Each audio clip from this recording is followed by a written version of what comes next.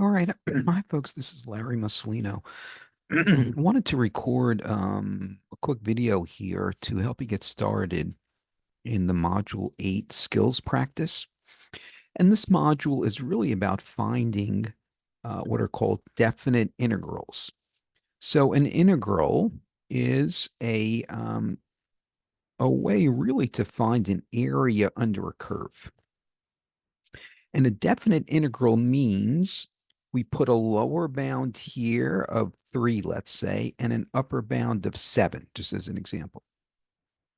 And so let's work out the calculation for this. And what it's going to mean graphically is if you think about this function, let's say this function does something like this.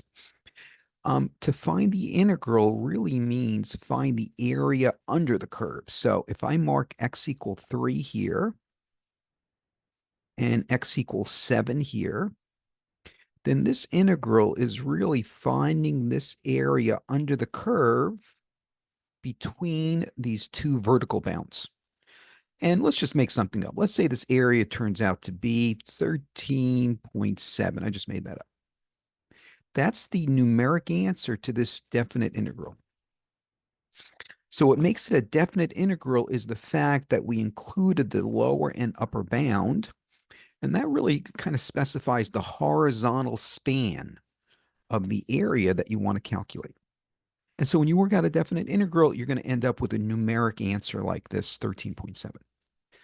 All right, so let's do this example here in the skills practice. So this one says the velocity is given by this function. So we could call it, let's label it v of t, just to make it clear that it's a function of time. And it says find the displacement s. Well, it's going to turn out that when you want to know s, you take the integral of the velocity. And by the way, a side comment, sometimes you want to know the velocity function. That's going to be the integral of the acceleration function. There'll be another example like that in a second. But let's find the displacement here. Now I'm noticing it says after 9.5 seconds, if the initial displacement is 0. All right, so what they're really asking me is saying the integral from 0 to 0.95 of the velocity function 12t minus 12t squared. And whenever you set up an integral like this, you should put a dt here, dt or dx. This is telling you what the variable is of integration. By saying dt, we mean t is the variable we're integrating. Well, I'm going to use the integration rule that says if you take the integral of x to an exponent, this works out to be x to the n plus 1 over n plus 1.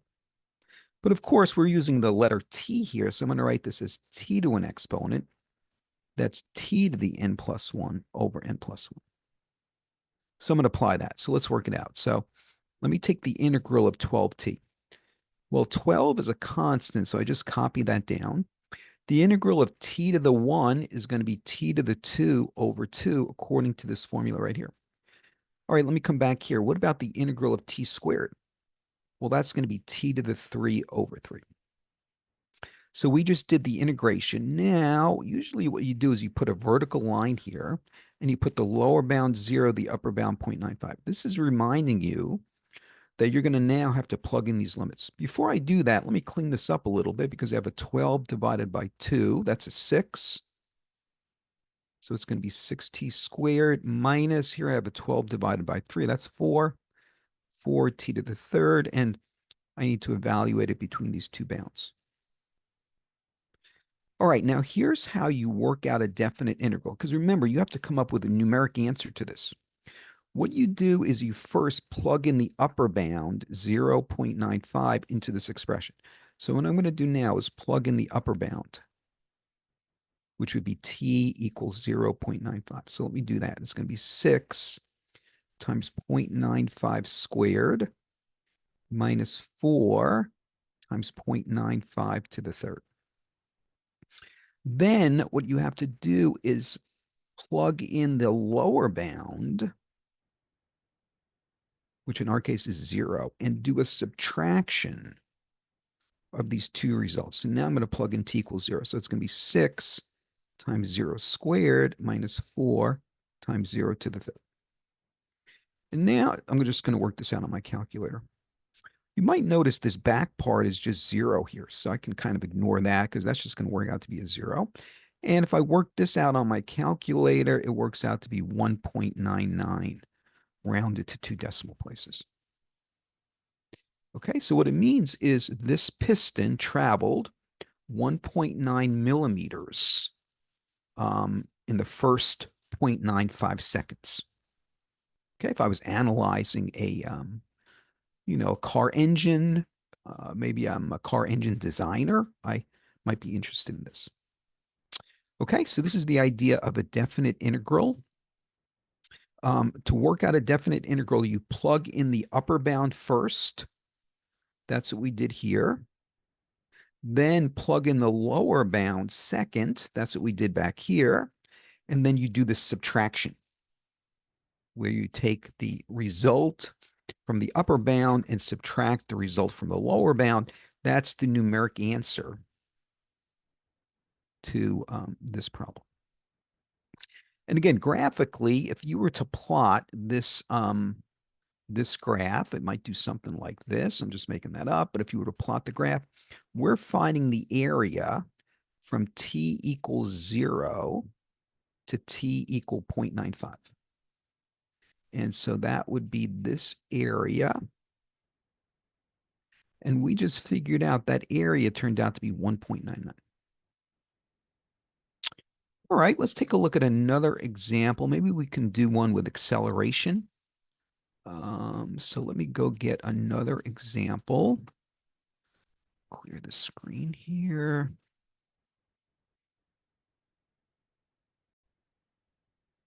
All right, let's take a look here at, this is number 2 in the skills practice. And this one says, you're given acceleration, here it is.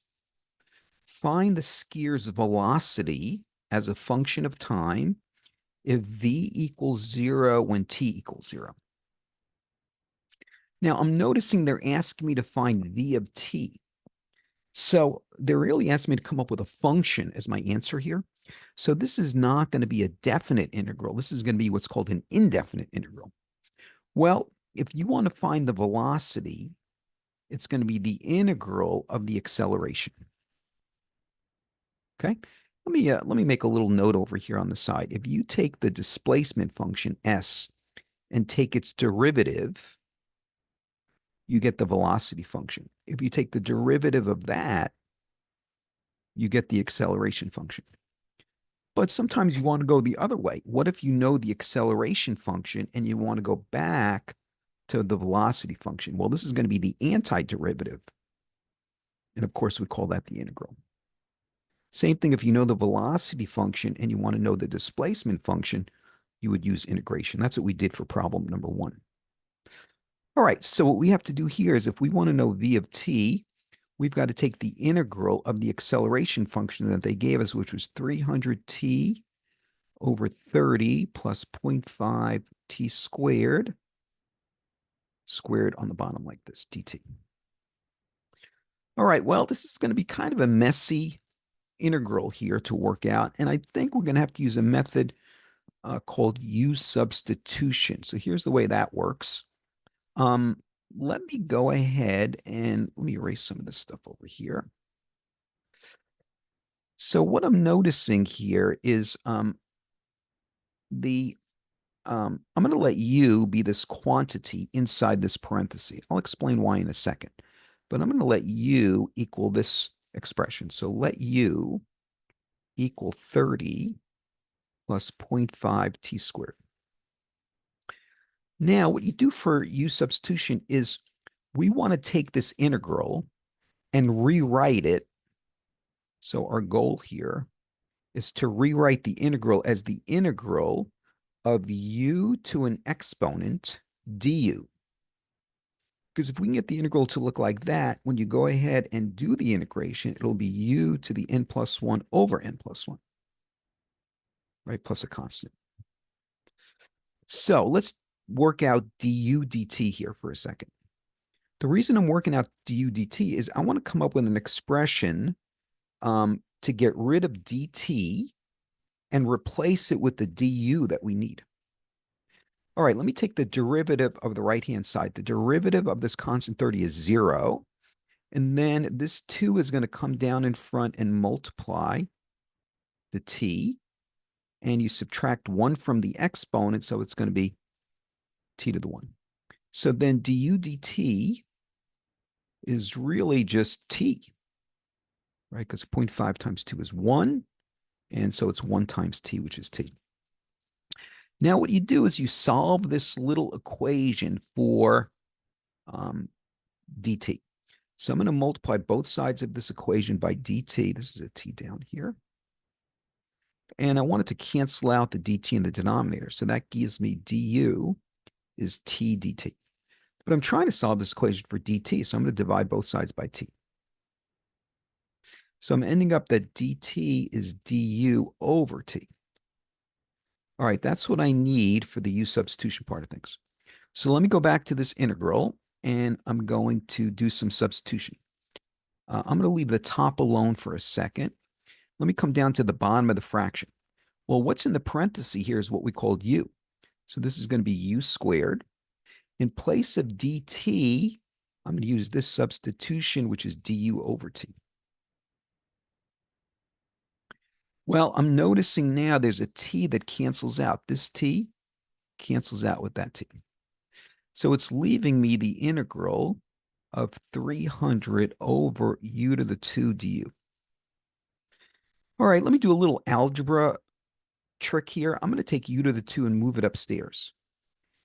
You could do that by switching the sign on the exponent. So I can rewrite this as 300 u to the negative 2 du. Well, I have my goal. This is, I wanted the integral to look like the integral of u to an exponent du, and I have it. So let me go ahead and do the integration now. So this is going to be the integral. Excuse me, let's work out the integration. 300 is a constant, so I just copy it.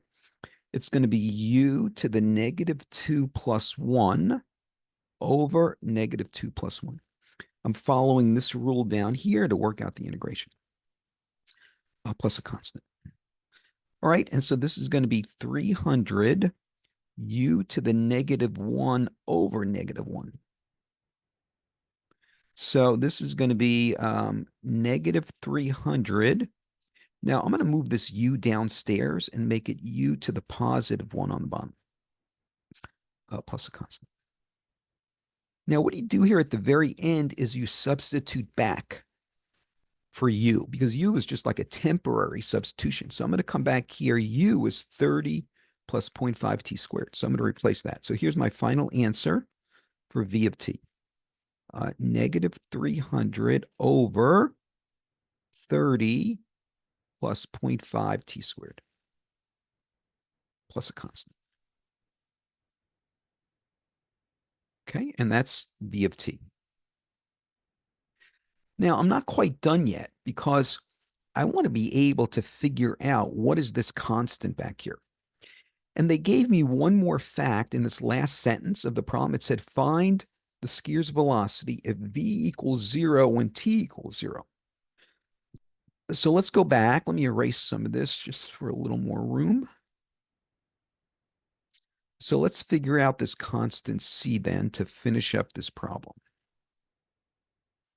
Okay. So let me write my answer that I came up with here from the u substitution. We had v of t is negative 300 over 30 plus 0.5 t squared plus a constant. But what they told me is t equals 0, v equals 0. So I'm going to plug in a 0 for this velocity. And I'm also going to plug in a 0 for t because they gave that to me, right? So I'm going to replace that with t. So this is negative 300 over 30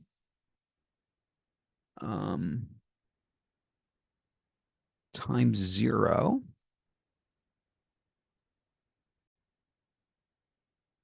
Um, Actually, you know what? I wrote this incorrectly. Let me fix this. My mistake here. I copied this incorrectly. This denominator should just be 30. This denominator should just be 30. I wrote 30t by mistake. It should just be 30 plus 0.5 t squared. All right, so I'm going to replace t with 0. So it's going to be negative 300 over 30 plus 0.5 times 0 squared plus c. Well, that means this is going to be negative 300 over 30 plus c. That's going to be negative 10 plus c. Add 10 to both sides. It looks like c is working out to be 10. All right, I'm ready to come up with my final answer. Let me just make a little more room over here. So my final answer is v of t is negative 300 over 30 plus 0.5 t squared plus 10. So I was copying this result here, and I just replaced c with 10 because that's what we figured out. Okay. Now, I'm noticing their answer here is a little different because what they did is to clean this up a little bit. I guess they wanted to get rid of that 0.5 in the denominator. They multiplied the top and the bottom here by 2. You don't have to do this, but let me multiply top and bottom by 2. If I do that, it's going to be negative 600. 2 times 30 is 60. 2 times 0.5 is 1. And so that's how they're coming up with their answer. Just doing a little bit of simplification. All right, so this one was a little tricky because you had to use a U substitution method to work out this integration here. All right, let me do another example. Let's see what else there is. All right, let's look here at number 5.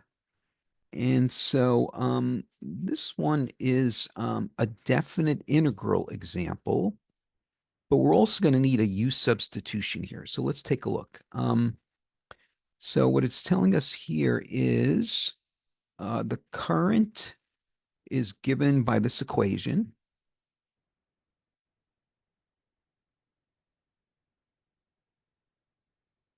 Okay. And find the total charge at t equal 0.65 seconds. All right, well, the total charge is really going to be integration. You know, so when you find an integral, you're really finding an accumulated amount, like a total. So what they're going to ask us to do here is find the integral from 0 to 0.65 of 0.06t square root 1 plus t squared dt. Okay. All right. Now, we want to use U substitution here. How do you know to use U substitution? Well, the signal is when you see a function and its derivative present, U substitution usually works. So notice here's a t squared. I'm going to let U equal 1 plus t squared. The derivative of t squared is 2t. And so I'm noticing here's a t. And so what's going to happen is when I do a substitution for dt, the t is going to cancel out, leaving me, remember our goal here is to end up with an integral of u to the n du. And I'll be able to get there by canceling out this t. Let's do it and you'll see what happens. All right, first thing I'm going to do is take du dt. Well, that's equal to just 2t. Now we want to solve this little equation for dt. So let me multiply both sides here by dt. So that cancels out. So we have du is 2t dt. But we want to get this equation solved for dt. Let me divide both sides by 2t then. And so we're ending up that dt is du over 2t.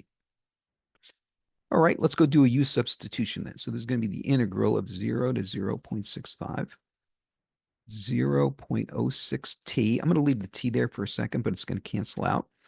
This is really 1 plus t squared to the 1/2. Remember, when you have a square root, it's equivalent to the exponent 1/2. But what's in the parenthesis here is what we called u. So this is going to be u to the 1/2. What about dt? Well, for that, I'm going to do this replacement and plug in du over 2t. Here's where the t's cancel out. So this t on top cancels out that t on the bottom. All right, so here's what we have. Let me erase a little of this stuff now. Here's what we have. So we have the integral 0.06 over 2. So I'm just going to move this 2 underneath the 0.06 here. U to the 1/2 du. All right, well, this is the, let's work out the integration then. First of all, 0.06 divided by 2 is just 0.03. Now, I have to add 1 to the exponent, so that's going to be 1/2 plus 1, and divide by that same expression, 1/2 plus 1. And then we want to evaluate this from 0 to 0.65. All right, well, 1/2 plus 1, let me come off here to the side, 1/2 plus 1, we need to get common denominators here, so I'm going to change 1 to be 2 over 2. So that works out to be 3/2. So this is going to be 0.03 u to the 3/2 over 3/2. But I want to replace u with its original definition. Do you remember our original definition was u is 1 plus t squared? All right, let me flip this guy upside down so I can write this as 2/3 0.03 u to the 3/2. But let me replace u with its original definition. Let me also simplify this. I think that works out to be 0.02 in front there for that decimal part. U to the 3/2. I'm replacing u with 1 plus t squared. And we have to evaluate it from 0 to 0.65. All right, well, if you remember, for a definite integral, what you want to do is first plug in the upper bound and then plug in the lower bound. So let's do it. I'm going to go ahead and plug in the upper bound here, which is t equals 0.65. So it's going to be 0.02, 1 plus 0.65 squared to the exponent 3/2. Now I have to plug in the lower bound, which is 0, which is 0.02, 1 plus 0 squared to the 3/2. And I'm going to do a subtraction. Okay, remember, this is the way you evaluate a definite integral. All right, so I'm going to go to my calculator. By the way, when you go to do this on your calculator, if you want, you can enter this exponent here as 1.5. So you can raise it to the exponent 1.5. Whoops, that should go inside 1.5. And then back here, this is 1 in the parenthesis. 1 to any exponent stays 1. So this is just going to be 0.02 in the back here. All right, if you work this out on your calculator, I think you should end up with the answer 0.0139. All right, now there's one other item I got to take into account. This comment says 0.015 has already passed this point in the circuit. So to take that into account, I've got to add that charge, right, into the equation. So I'm going to add 0.015. So if I do that, I'm getting 0.0289. And they say round to 3 decimal places, so my answer is going to be 0.029. All right, folks, hope that's helpful here as you're working in the Module 8 skills practice. Let me know if you have any questions.